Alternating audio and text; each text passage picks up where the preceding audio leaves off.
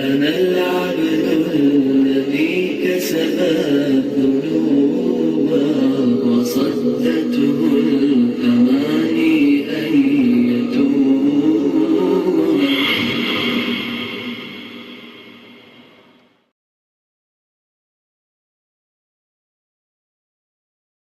तशरीफ़ ला रहे हैं अंग्रेज़ी मकाला पेश करने के लिए मोहतरम मौलाना बुरहानुद्दीन साहब, मरकज़ुल मारिफ मुंबई। अस्सलामु अलैकुम व रहमतुल्लाहि व बरकातुहू। हामिदन व मुसल्लिया अम्मा बाद। दाइज पर तशरीफ़ फरमा सदर मोहतरम, स्कॉलर्स, मशाहिर उलामा एंड डेलीगेट्स, मेरा मुकाला चूँकि अंग्रेज़ी में है, अब मेरी ज़बान ना उर्दू है ना अंग्रेज़ी है, इसलिए मैं उसको इंग्लिश में पेश करने की कोशिश करूँगा। इंग्लिश यानी हिंदुस्तानी और इंग्लिश दोनों मिला करके। तो उन्वान है Hazrat Maulana Mohammad Salim Qasmi, his contribution through All India Muslim Personal Law Board. इसको हमने तीन हिस्सों में, बड़े तीन हिस्सों में मुनक़सिम किया है, और इस मौजू को समझने के लिए ये तीनों बातें समझना ज़रूरी है। पहली बात, मौलाना की शख्सियत, मौलाना कौन थे, कैसे थे। तो मैंने अपने मुकाला में, ये मुकाला बहुत बड़ा भी नहीं है बहुत छोटा भी नहीं है, इट्स ए मॉडरेट पेपर। ये रिसर्च पेपर है। रिसर्च, जब हम रिसर्च पेपर लिखते हैं तो उसमें कुछ प्राइमरी सोर्सेस होते हैं, कुछ सेकेंडरी सोर्सेस होते हैं, कुछ यूनानिमस सोर्सेस होते हैं जो उर्फ़ आम से मालूम हो जाता है। तो मेरे इस मुकाले में प्राइमरी सोर्सेस नहीं है। इसलिए नहीं है चूँकि मेरा मौलाना से ज़ाती तौर पर मुलाकातें तो हुई, एक बुज़ुर्ग के हैसियत से देखे भी हैं, दुआएं भी ली है। काम काज के ताल्लुक़ से मुलाकातें नहीं हैं, मैंने उनके काम काज देखे नहीं हैं। ज़्यादातर जो सोर्सेस है वो सेकेंडरी सोर्सेस है, हमने कहीं पढ़ा है या हमने उसको वेरीफाई किया है। कुछ चीज़ें हमने इस मुकाले में क्रॉस वेरिफिकेशन भी किए हैं। इसलिए सेकेंडरी सोर्सेस में, चूँकि आज के बाद ये जाकर के तारीख़ का हिस्सा बनने वाला है, जो भी आगे के तारीख़ निगार है, मेरा उससे गुजारिश है कि सेकेंडरी सोर्स को आप भी एक मरतबा वेरीफाई कर ले, क्रॉस चेक कर ले, क्योंकि इसमें फैक्ट्स हैं, डाटा है, तारीख़ है, तवारीख़ इसमें लिखे हुए हैं। तो मैंने मौलाना के ताल्लुक़ से उनकी ज़िंदगी के बारे में बात की है कि वो पढ़ाई शुरू किए, तकरीबन 21-22 साल तक वो पढ़ते रहे दारुल उलूम में, और 22 साल की उम्र में वो उस्ताद बन गए।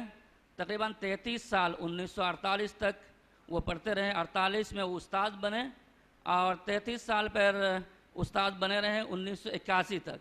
ये उसमें तफसील से 3 पेज में है।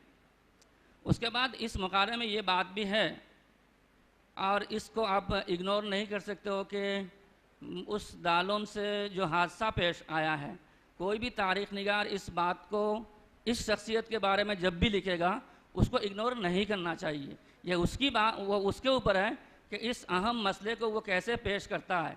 किसी भी जानिबाइन में से किसी को ज़ख्मी किए बगैर उसको आपको तज़किरा करना पड़ेगा कि ये खानवादा जिसने 100 साल तक इस दरख्त को सींचा, बनाया, उस मूवमेंट को पूरी दुनिया में एक तहरीक के शक्ल में पेश किया, उसको उस घर से, उस दरो दीवार से जब निकाला गया है, या जब वो निकल करके आता है, उसके एहसासात, उसके दर्द, उसके जो हालात होंगे, उसको हमें समझना पड़ेगा उस तारीख़ को समझने के लिए। इसमें ये बात है, हमने कोशिश की है कि किसी साहब को या किसी पार्टी को ज़ख्मी ना करो।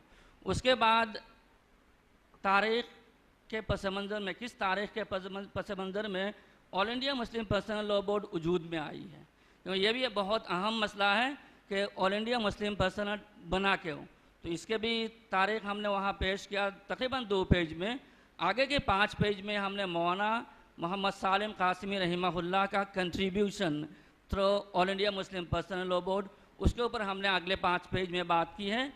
मेरा इस पेपर का खुलासा ये है कि all India Muslim Personal Law board के बानीन में तहरीक दारुल उलूम शामिल है।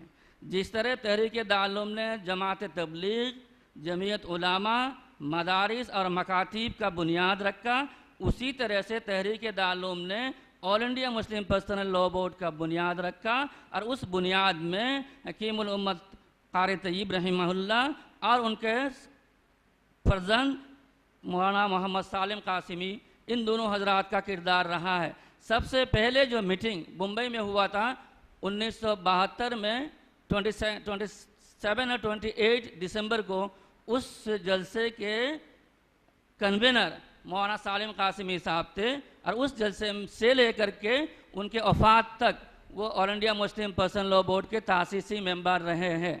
उस दौरान वो वाइस प्रेसिडेंट रहे, मुख्तलिफ ग्रुप्स के, मुख्तलिफ कमेटीज़ के वो सेक्रेटरी या ज़िम्मेदार रहे हैं। इस तरह से बुनियाद से लेकर के उनके वफ़ात तक हज़रत मौलाना ने all India Muslim Personal Law board की खिदमत की।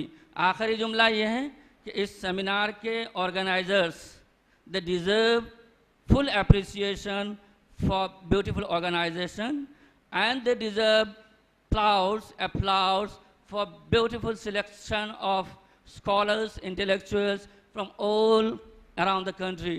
And I thank all the Kabir, all the dignitaries. وما علينا إلا البلاغ.